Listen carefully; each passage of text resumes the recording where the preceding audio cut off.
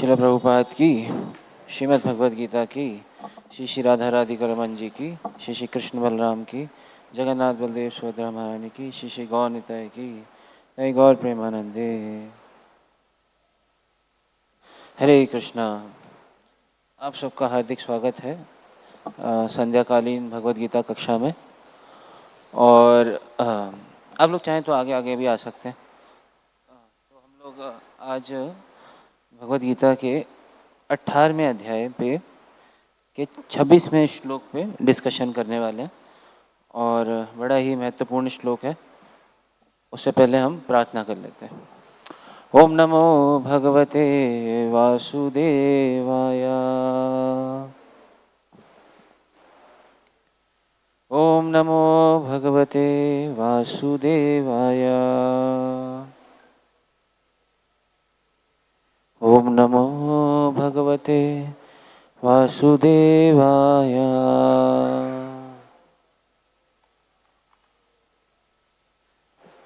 श्रीमद् भगवद गीता यथारूप अध्याय संख्या 18। अध्याय का नाम है उपसंहार संन्यास की सिद्धि और श्लोक संख्या आज हम 26 पे चर्चा कर रहे हैं।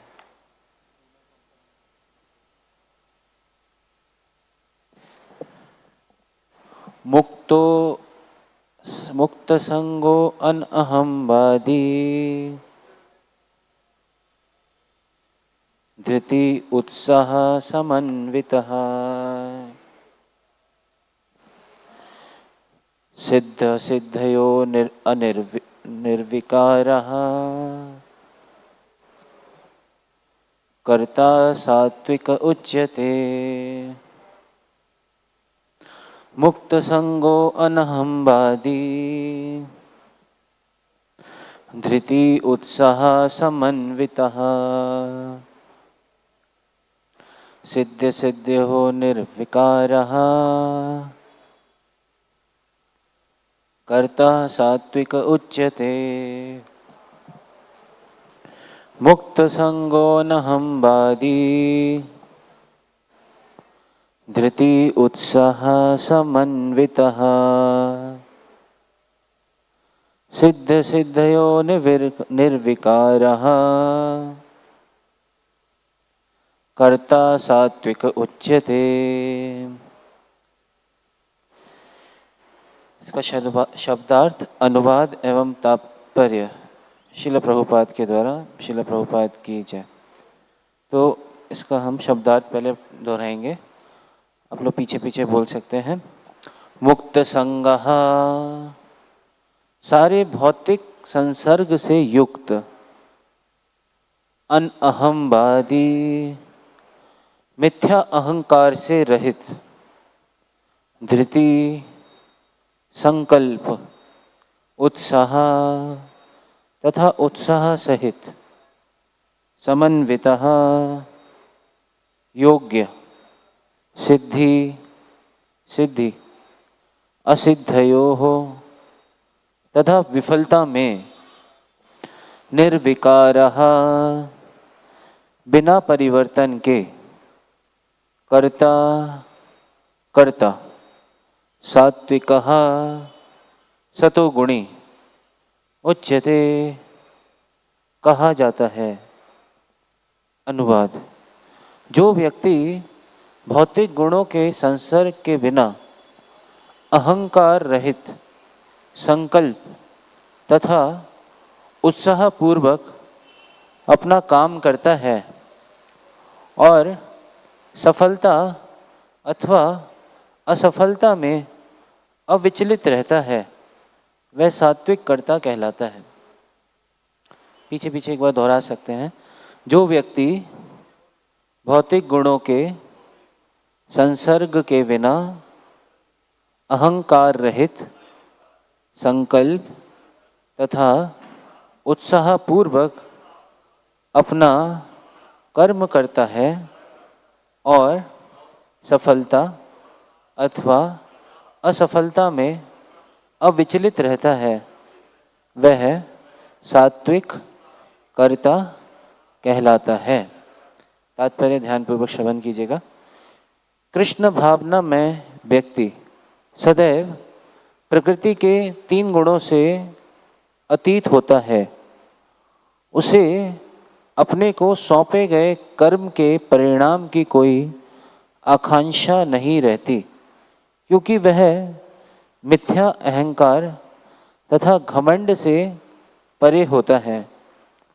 फिर भी कार्य के पूर्ण होने तक वह सदैव उत्साह से पूर्ण रहता है। उसे होने वाले कष्टों की कोई चिंता नहीं होती। वह सदैव उत्साहपूर्ण रहता है। वह सफलता या विफलता की परवाह नहीं करता। वह सुख और दुख में संभाव रहता है। ऐसा करता सात्विक है। ओम अज्ञानतिमिरान्धस्य ज्ञानाञ्जनशलाकया चक्षुरुन्मिलितं येन तस्मै श्रीगुरुवे नमः। श्रीचैतन्यमनोभीष्टं स्थापितं येन भूतले स्वयं रूपः कदा मह्यं ददाति स्वपदान्तिकं। वन्देऽहं श्रीगुरोः श्रीयुतः पदकमलं श्रीगुरून् वैष्णवांश्च श्रीरूपं साग्रजातं सहगण रघुनाथं वितं तं सजीवं साद्वैतं सावधूतं परिजनसहितं कृष्ण चैतन्यदेवं श्रीराधा कृष्णपादान् सहगण ललिता श्रीविशाखान्वितांश्च। हे कृष्ण करुणा सिंधु दीनबंधु जगत्पते गोपेश गोपिका कांता राधा कांत नमोस्तुते। तप्त कांचन गौरांगी राधे वृंदावनेश्वरी वृषभानुसुते देवी प्रणमामि हरिप्रिये। वाञ्छाकल्पतरुभ्यश्च कृपा सिन्धुभ्य एव च पतितानां पावनेभ्यो वैष्णवेभ्यो नमो नमः। जय श्री कृष्ण चैतन्य प्रभु नित्यानंद श्री अद्वैत गदाधर शिवासादि गौर भक्त वृंद। हरे कृष्णा कृष्णा कृष्णा हरे हरे हरे राम राम राम हरे हरे। नमो विष्णुपादाय कृष्णपृष्ठाय भूतले श्रीमते भक्तिवेदांत स्वामिनिति नामिने। नमस्ते सारस्वते देवे गौरवाणी प्रचारिणे निर्विशेष शून्यवादी पाश्चात्य देश तारिणे।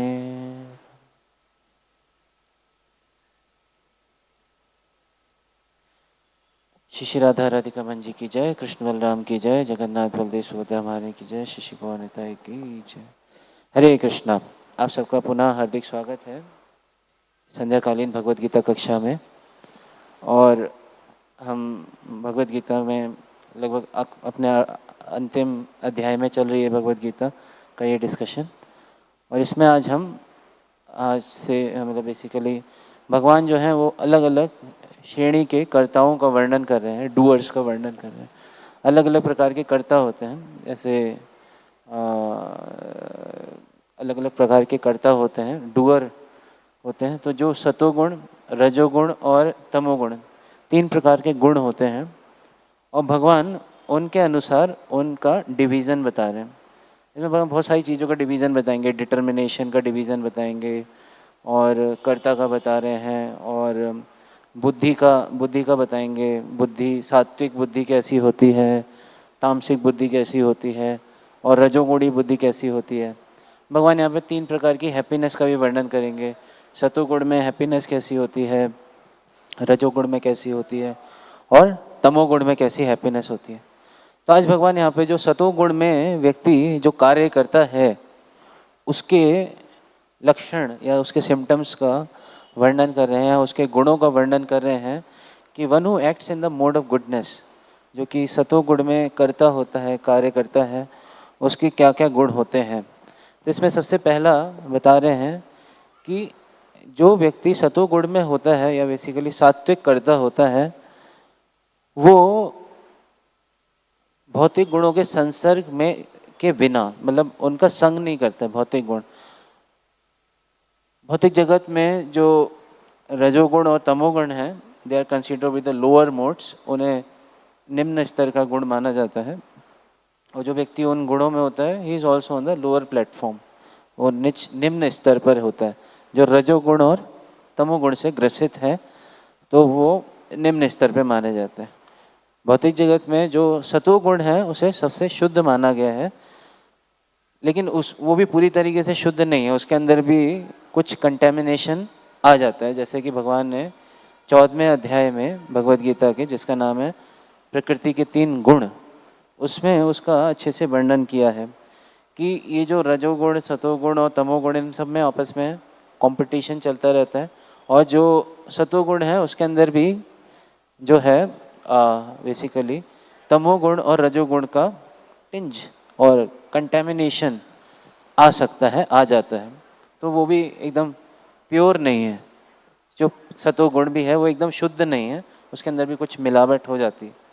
लेकिन जो कृष्णा कॉन्शियसनेस में एक्ट करते हैं, जो कृष्ण भावना मृत में एक्ट करते हैं, है ना, तो उनको प्रकृति के 3 गुण नहीं बांधते। They are not bound by the 3 modes of material nature. Gita के 3रे अध्याय के श्लोक संख्या 9 में भगवान बताते हैं, यज्ञ अर्थात कर्मणो अन्यत्र लोको अयम कर्म बंधना तदर्थम कर्म कौन्तेय मुक्त संघा परम ब्रजे। मुक्त संघा समाचार, मुक्त संघा समाचार।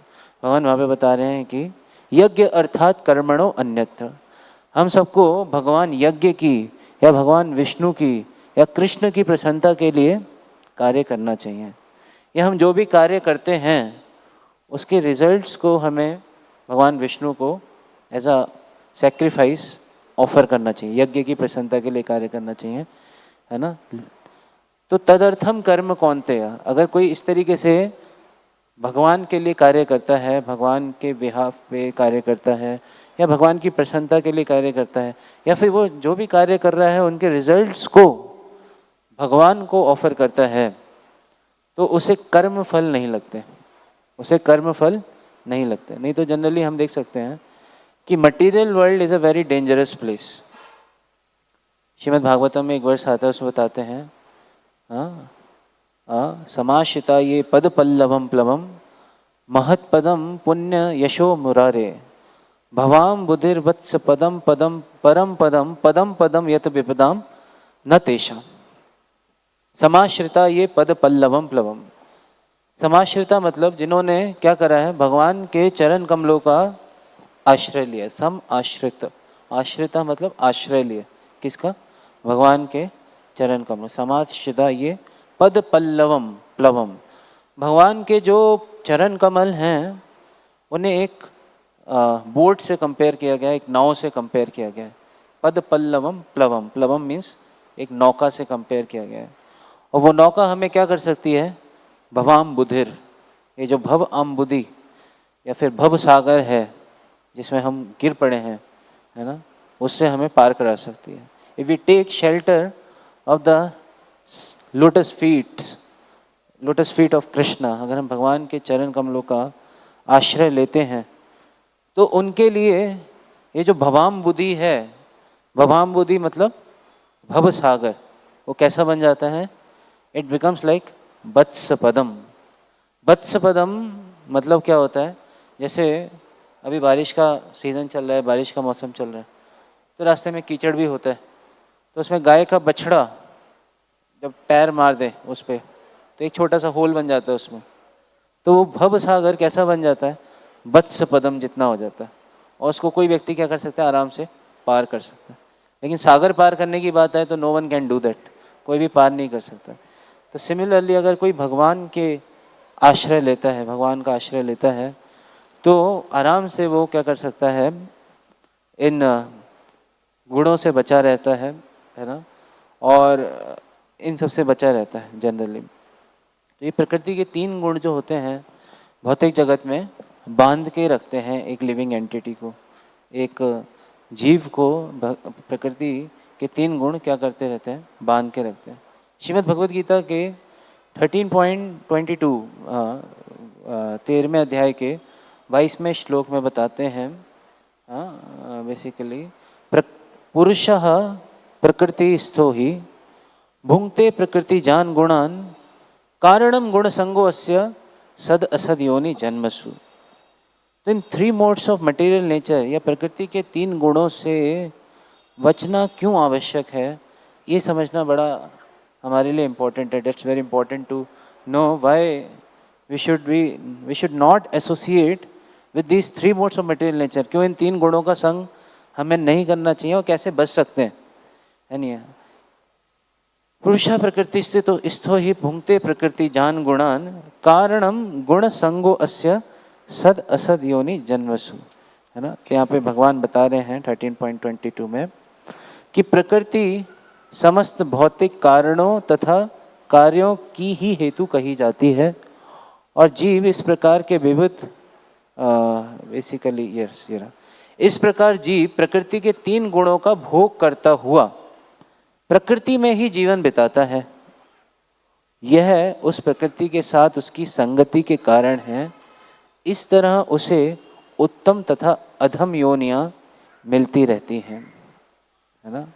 यहाँ पे प्रभुपाद जी तात्पर्य में बता रहे हैं, यहाँ पर बताया गया है कि जीव किस प्रकार से विभिन्न शरीरों को प्राप्त करता है। हम देखते हैं there are varieties of life, so many species of life, 84 lakh species, 84 lakh योनियां होती हैं।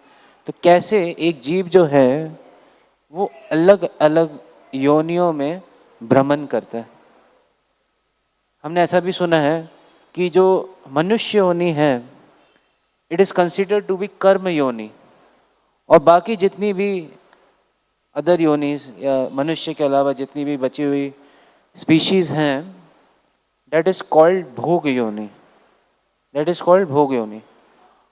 और एक बार जब एक जीव जो है जब इस मनुष्य देह को प्राप्त करता है तो उसकी कुछ रिस्पॉन्सिबिलिटीज होती हैं। उसी के लिए स्क्रिप्चर्स हैं, उसी के लिए मैनुअल्स हैं, that's called manuals of life. जैसे कोई मशीन है, if a machine is there, कोई मशीन है तो उसके साथ उसका मैनुअल भी मिलता है हमें। और अगर हम उस मैनुअल के अकॉर्डिंगली उस मशीन को नहीं चलाएंगे तो व्हाट विल हैपन, हम उस मशीन को ख़राब कर लेंगे, उस मशीन को हम नुकसान पहुंचा देंगे, या हम अपने आप को भी नुकसान पहुंचा सकते हैं अगर हम उस मशीन को ठीक से यूज़ करना नहीं जानते हैं और हम अपना स्पेकुलेशन लगा के उसको यूज़ करने का प्रयास कर रहे हैं। तो सिमिलरली ये जो मनुष्य है भगवान गीता में बताते हैं यंत्र के समान है, यंत्र रूढ़ानी माया। भगवान 18 चैप्टर में ही आगे बताएंगे कि ईश्वर सर्वभूतानां हृदयेशे अर्जुन तिष्ठति भ्रामयन् सर्वभूतानि यंत्र रूढ़ानी माया। तो यंत्र से कंपेयर किया गया है, इस शरीर को एक मशीन से कंपेयर किया गया है। और उसके लिए मैनुअल्स जो हैं वो क्या है, श्रीमद् भागवतम, श्रीमद् भगवद गीता, ये सब मैनुअल्स हैं। और उसके अनुसार हमें क्या करना चाहिए, एक्ट करना चाहिए। We should act according to the teachings of Bhagavad Gita, what Krishna has told us. धर्मम तो साक्षात भगवत प्रणीता, धर्म के नियमों के अनुसार, धर्म के सिद्धांतों के अनुसार हमें अपने जीवन में एक्ट करना चाहिए। We should act according to what is being established in the shastras, then we will be safe. Otherwise padam padam yat विपदाम, हर पद पद पे क्या है, विपदा है। यस और नो। भौतिक जगत में हम कोई भी एक्शन करते हैं, है ना, कोई भी एक्शन करते हैं, if it is not connected to Krishna, it is, उसका हमें रिएक्शन लगता है, that is reaction is there, उसका कुछ ना कुछ रिएक्शन जरूर लगेगा, है ना। यहाँ पे बता रहे हैं कि यहाँ पर प्रकृति के विविध गुणों की संगति के कारण है यह, अतएव इन गुणों के ऊपर उठकर दिव्य पद पर स्थित होना होता है। यही कृष्ण भावनामृत कहलाता है। कृष्ण भावनामृत हुए बिना भौतिक चेतना मनुष्य को एक शरीर से दूसरे शरीर में देहांतरण करने के लिए बाध्य करती रहती है, क्योंकि अनादिकाल से उसमें भौतिक आकांक्षाएं व्याप्त हैं। लेकिन उसे इस विचार को बदलना होगा। यह प्रवर्तन प्रामाणिक सूत्रों से सुनकर ही लाया जा सकता है ना। तो इसको बदलना होगा। Now we have to change this, now we have got this opportunity.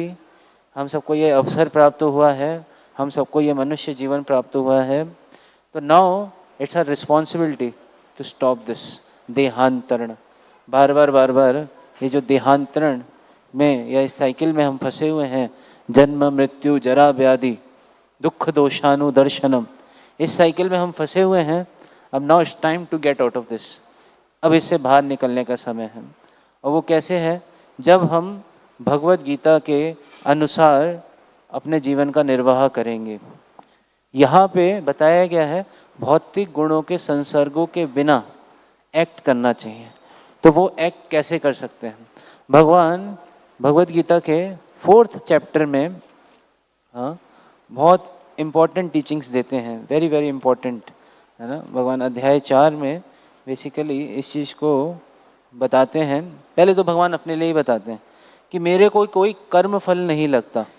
नमाम कर्माणि लिम्पन्ति नामे कर्म फले स्पृहा इति माम यो अभिजानाति कर्म भिर्ना स बध्यते। मुझ पर किसी भी कर्म का प्रभाव नहीं पड़ता, तो भगवान को कोई रिएक्शन नहीं लगता। ना ही मैं कर्म फल की कामना करता हूँ। जो मेरे संबंध में इस सत्य को जानता है वह भी कर्म फलों से नहीं बनता।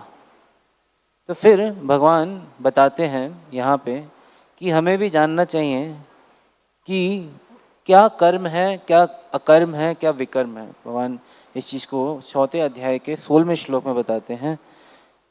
किम कर्म किम अकर्मेति कभयो अपि अत्र मोहितः तत्ते कर्म प्रवक्ष्यामि यज्ञात्वा मोक्ष से शुभात्। कर्म क्या है और अकर्म क्या है, इसे निश्चित करने में बुद्धिमान व्यक्ति भी मोहग्रस्त हो जाते हैं। अतः मैं तुमको बताऊंगा कि कर्म क्या है, जिसे जानकर तुम सारे अशुभ से मुक्त हो सकोगे, है ना।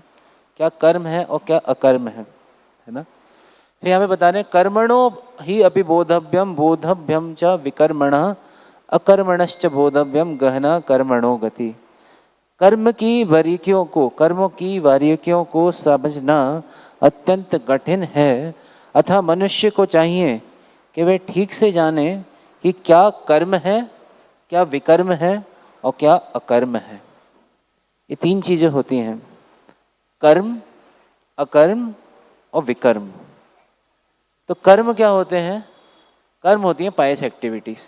पायस एक्टिविटीज़ जैसे कोई व्यक्ति बेसिकली वेदास के नियमों का पालन कर रहा है, दैट इज़ कर्म। वो कोई पायस एक्टिविटीज़ कर रहा है तो उसका कुछ अच्छा रिएक्शन होगा। जैसे कहते हैं अच्छा बोगे तो अच्छा काटोगे, बुरा बोगे तो बुरा काटोगे, लाइक दैट। तो वहाँ पे कोई कर्म कर रहा है तो that is pious activity. He is doing some pious activity and he is going to enjoy some good result of that. वो क्या करेगा, उसका कोई अच्छा परिणाम उसको भोगेगा। एक तरीके से जो कर्म है वो भी क्या कर रहा है, बंधन का कारण है, राइट और रॉन्ग। क्योंकि उस व्यक्ति ने कुछ अच्छा किया, अब now he has to come to enjoy the fruits. उस कर्म के फलों को भोगने के लिए उसे फिर से कहाँ आना पड़ेगा, इस भौतिक जगत में आना पड़ेगा। यस और नो, आना पड़ेगा ना। तो वो भी क्या है, एक तरीके से कर्म बंधन ही है, अगर अच्छा भी कर रहा है तो। और कोई दूसरा विकर्म, विकर्म मतलब अबॉमिनेबल एक्टिविटीज, या कोई पाप कर रहा है, कोई पाप कर रहा है तो भी क्या करना पड़ेगा उसे, उसकी सजा भुगतने आना पड़ेगा। That is also a bondage. लेकिन अकर्म क्या होते हैं? अकर्म होते हैं those action which has no reaction. ऐसे कार्य जिनका कोई भी रिएक्शन नहीं है, कोई भी रिएक्शन नहीं है, there is no reaction of that, उसका कोई भी रिएक्शन नहीं है। And those actions are called Krishna conscious actions. वो कार्य कहलाते हैं कृष्ण भावना भावित कार्य, जिनका कोई भी रिएक्शन नहीं होता, विच कैरी नो रिएक्शन।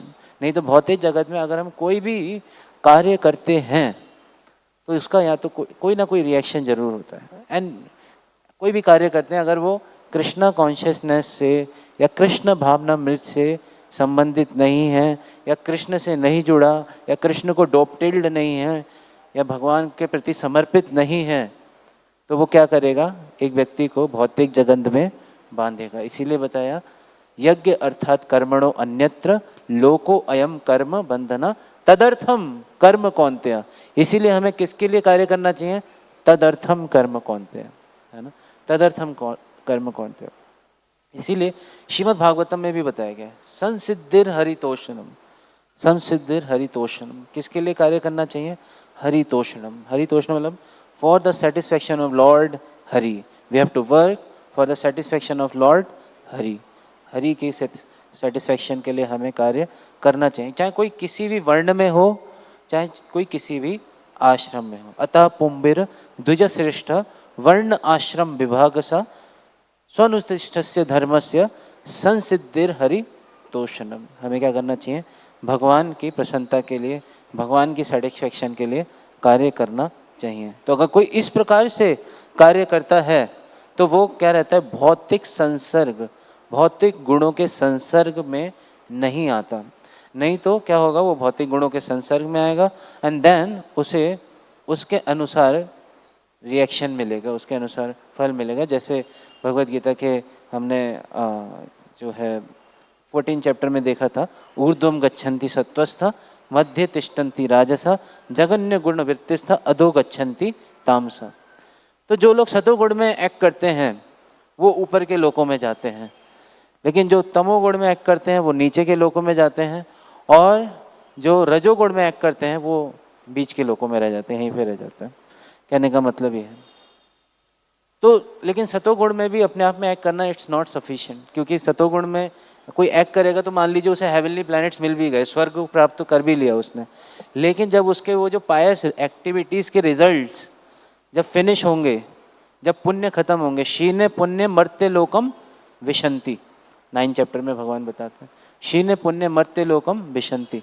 तो जब उसके पुण्य समाप्त हो जाएंगे तो उसे क्या करना पड़ेगा? फिर से इस भौतिक जगत में दोबारा आना पड़ेगा। प्रभुपाद जी ऐसे बताते हैं, उसे फिर से आना पड़ेगा। जैसे लाइक एग्जांपल लेते हैं कि कोई फ्लाइट है, उसने टेक ऑफ करा, लेकिन जब उसका फ्यूल फिनिश होगा तो उसे फिर से लैंड करना पड़ेगा। ऐसा नहीं कि हमेशा जीवन भर वो हवा में उड़ती रहेगी, ये सुनो।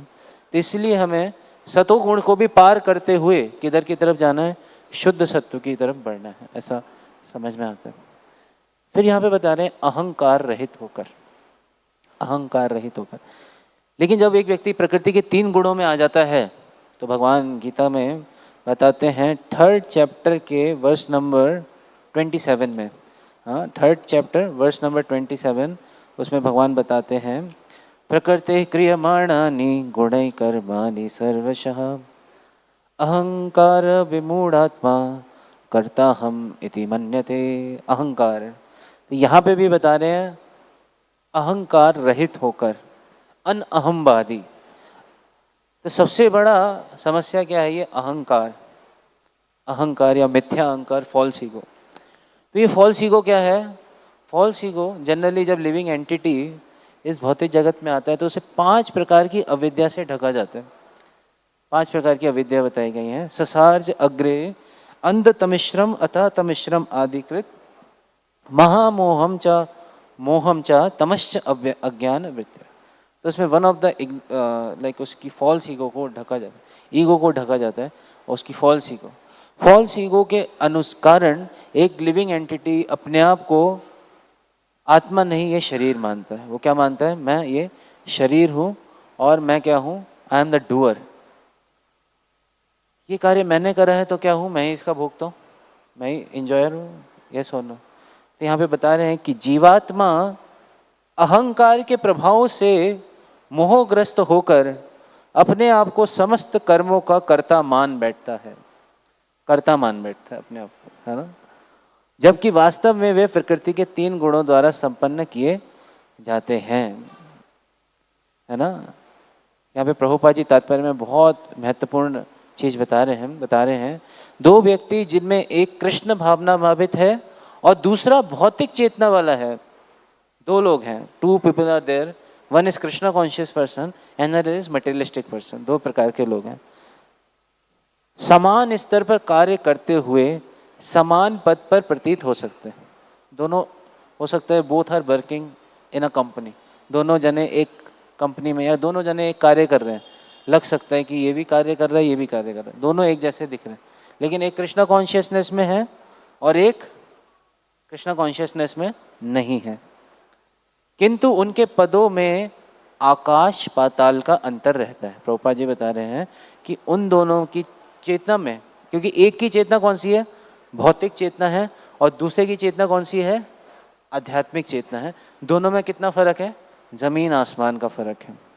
भौतिक चेतना वाला व्यक्ति अहंकार के कारण आश्वस्त रहता है कि वही सभी वस्तुओं का कर्ता है। वह यह नहीं जानता कि शरीर की रचना प्रकृति के द्वारा हुई है, जो परमेश्वर की अध्यक्षता में कार्य करती है। भौतिकतावादी व्यक्ति यह नहीं जानता कि अंततोगत्वा वह कृष्ण के अधीन है।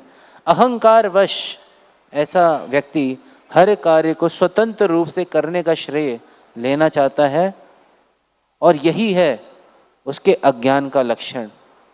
उसे यह ज्ञात नहीं है कि उसके इस स्थूल और सूक्ष्म शरीर की रचना प्रकृति द्वारा भगवान की अध्यक्षता में की गई है, अतः उसके सारे शारीरिक मानसिक कार्य कृष्ण भावना में रहकर कृष्ण की सेवा में तत्पर होने चाहिए। अज्ञानी व्यक्ति यह भूल जाता है कि भगवान ऋषिकेश कहलाते हैं। वे इंद्रियों के स्वामी हैं। इंद्रिय तृप्ति के लिए इंद्रियों का निरंतर उपयोग करते रहने से वह अहंकार के कारण वस्तुतः मोहग्रस्त रहता है, जिससे वह कृष्ण के साथ अपने शाश्वत संबंध को भूल जाता है। This is the reason why one forgets one's relationship with Krishna. यहाँ पे कारण बताया गया कि क्यों एक जीवात्मा भगवान से अपने संबंध को भूल जाती है, क्योंकि उसकी जो चेतना है वो किस में ग्रस्त रहती है, इंद्रिय तृप्ति के कार्यों में, सेंस ग्रेटिफिकेशन में लिप्त रहती है। और इस तरीके से वो अपने आप को किससे आइडेंटिफाई करता है, he identify himself with this material body. इस भौतिक शरीर से अपने आप को आइडेंटिफाई करता है, या अपनी पहचान इस भौतिक शरीर से करता है, जिसके कारण वो भगवान से अपने इस दिव्य संबंध को भूल जाता है, इस एटर्नल रिलेशनशिप को भूल जाता है, और इस भौतिक जगत में अपने संबंध बनाता है और बेसिकली परेशान होता रहता है ना। यस और no, he becomes like that. तो जनरली हमें देखना चाहिए कि basically whatever work we do, we should do it for Krishna. हमें भगवान के लिए कार्य करना चाहिए। इस तरीके से एक व्यक्ति जो है अहंकार है, तो अहंकार के कारण एक जीवात्मा जो है अपने आप को कर्ता मानती है। अब कर्ता अपने आप को मानती है तो क्या है कि जो फ्रूट रिजल्ट्स आएंगे उसको क्या करेगी, खुद एंजॉय करेगी, और खुद एंजॉय करेगी तो फिर क्या होगा, इस भौतिक जगत में फंसी रहेगी। अब बेसिकली अपने आप को कर्ता मान रहे हो, तो आपने जो एक्शन करा है, now you have to enjoy the reaction also. Yes और नो। फ्रूट्स के साथ साथ फ्रूट तो एंजॉय कर ही रहे हो, लेकिन साथ साथ में जो आपने कर्म करा है या फिर विकर्म करा है उसके भी तो रिएक्शन झेलो, चाहे वो अच्छे हो खराब हो जैसे भी हो। Now you have to also enjoy that also. आपको उसको भी झेलना पड़ेगा, लेना पड़ेगा।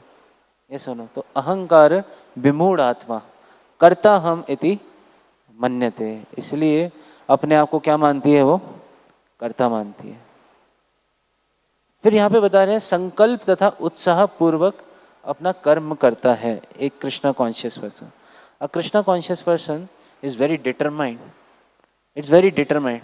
जनरली भौतिक जगत में हम देखते हैं कि लोग कोई कार्य शुरू करते हैं लेकिन उनकी ऐसी डिटर्मिनेशन नहीं होती है ना। जो रजोगुण और तमोगुण में होते हैं उनके दे हैव नो डिटर्मिनेशन। तमोगुण वालों के तो कहना ही क्या, वो तो सोता ही रहता है। लेकिन रजोगुण वाले दिखेंगे, लगेगा कि हाँ, लेकिन उनकी डिटर्मिनेशन बहुत कमज़ोर होती है। असली डिटर्मिनेशन हम देख सकते हैं, that one can maintain that determination in सतोगुण ओनली। जो सतोगुण है, सत्व में है, उस वही इस डिटर्मिनेशन को मेंटेन कर सकता है।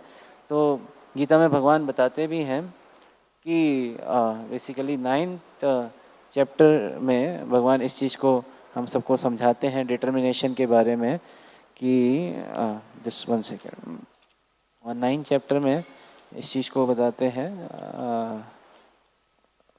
9.20 सततम कीर्तयन्तो माम यतन्तश्च दृढ़व्रतः।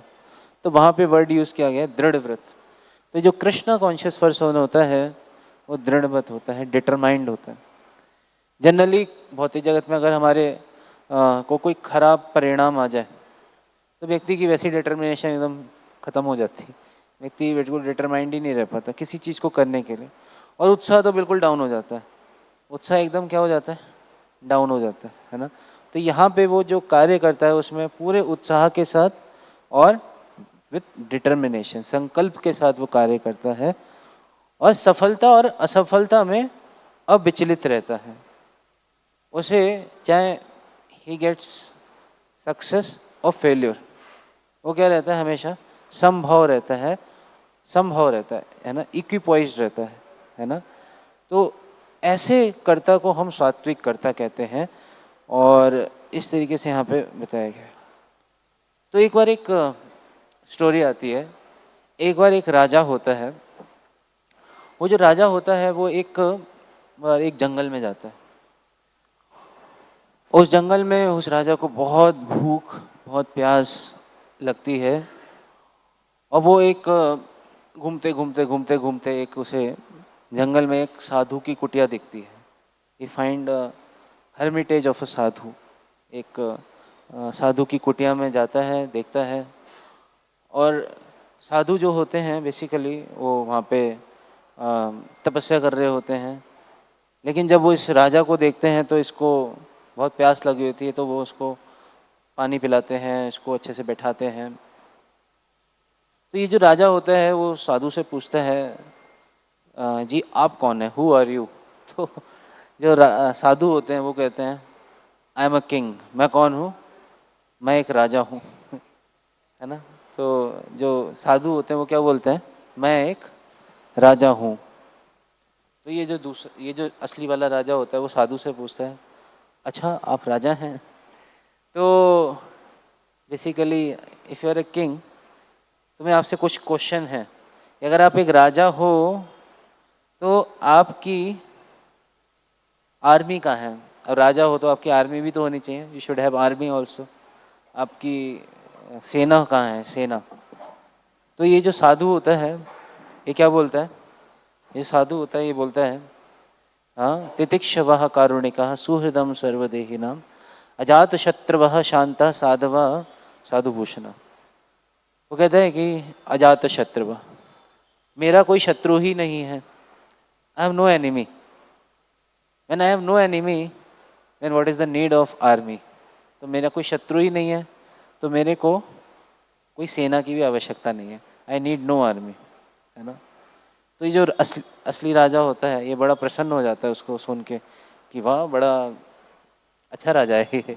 तो फिर उसके बाद वो राजा जो होता है फिर उससे पूछता है, जी अच्छा अगर आप एक राजा हो तो आपका राज्य कहाँ है? अगर आप एक राजा हो, साधु से पूछता है कि if you are a king then where is your kingdom, आपका राज्य कहाँ है? तो जो साधु होता है बोलता है, गीता का श्लोक बोलता है तानि सर्वाणि संयम्य युक्त आसीत मत्परः वशे हि यस्य इंद्रियाणि तस्य प्रज्ञा प्रतिष्ठिता। तो जो साधु होता है वो बोलता है बेसिकली कि तानि सर्वाणि संयम्य, हमें क्या करना चाहिए, ये जितनी भी इंद्रियां हैं इन सबको क्या करते हैं, सही, मैंने अपनी इंद्रियों को क्या कर लिया, सारी इंद्रियों को संयम में कर लिया है, अपने वश में कर लिया। तानि सर्वाणि संयम युक्त आसीत मत्परा, and I have engaged all the senses in the service of Krishna. मैंने कि सारे के सारे इंद्रियों को भौतिक तृप्ति में ना लगा के कहाँ पे लगा दिया, भगवान की सेवा में नियोजित कर दिया। जैसे हमने अभी देखा था कि कर्ता सात्विक उच्चते, तो सारी की सारी सेंसेस को क्या कर दिया है, भगवान में लगा दिया है, भगवान की प्रसन्नता के लिए कार्य किया है ना। युक्त आसीत मत्परा वशे ही यस्य इंद्रियाणि, because my senses are controlled तस्य प्रज्ञा प्रतिष्ठिता and my consciousness is purified. इस तरीके से जो मेरी चेतना है अभी वो प्योरीफाई हो चुकी है। क्यों? क्योंकि मेरी जो सेंसेस हैं वो संयम में है और भगवान की सेवा में लगी हुई हैं, इसलिए जो मेरी चेतना है वो क्या हो चुकी है, शुद्ध हो चुकी है। सिमिलरली अगर हम देखें, इसका विपरीत देखें, अगर किसी की जो सेंसेस हैं वो सेंस ग्रेटिफिकेशन में लगती हैं या इंद्र तृप्ति के कार्यों में लगती हैं, तो उतनी ही चेतना क्या हो जाती है, भौतिक चेतना हो जाती है, कृष्ण चेतना से हटके। उतनी ही उसकी चेतना भौतिक चेतना में चली जाएगी, उतनी ही उसकी चेतना में कंटेमिनेशन आ जाएगा, गंदगी आ जाएगा, है ना।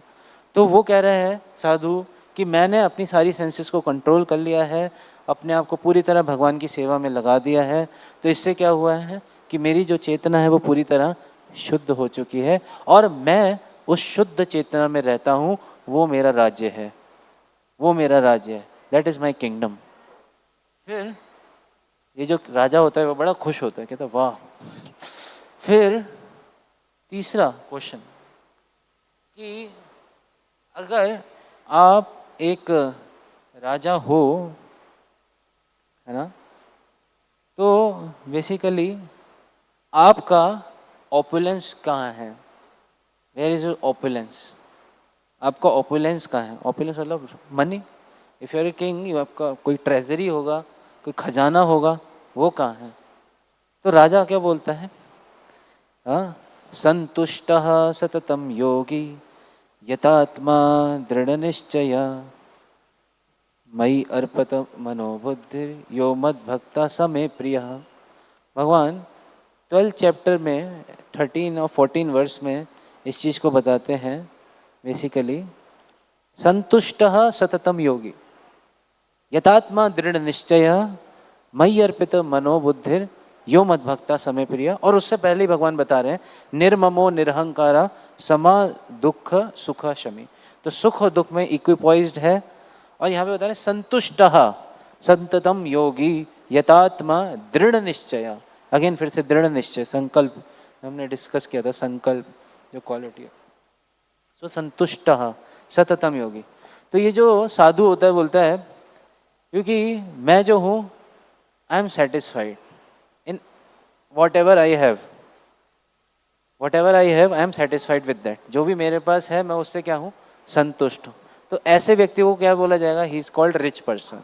ऐसे व्यक्ति को हम क्या बोलेंगे? रिच पर्सन बोलेंगे। हो सकता है किसी के पास पूरे जगत का ओपुलेंस हो, है ना, हो सकता है किसी के पास जगत का ओपुलेंस हो, पूरे संसार का ओपुलेंस हो, लेकिन if that person is greedy, संतुष्ट नहीं है, ग्रीडी है, तो ऐसे व्यक्ति को क्या हम रिच पर्सन बोल सकते हैं? Can we call him a rich person? No. लेकिन हो सकता है एक व्यक्ति के पास कुछ भी ना हो लेकिन वो संतुष्ट है उस सिचुएशन में भी, he is called a rich person, he is called a rich person. तो ये उसका ऑपुलेंस था उस साधु का। हाँ, और फिर ये जो राजा होता है उससे पूछता है अच्छा तुम एक राजा हो तो तुम्हारी रानी कहाँ है? Where is a queen? तो ये जो साधु होता है बोलता है कि मद एक बंधु मत संगिन, मद एक बंधु मत संगिन,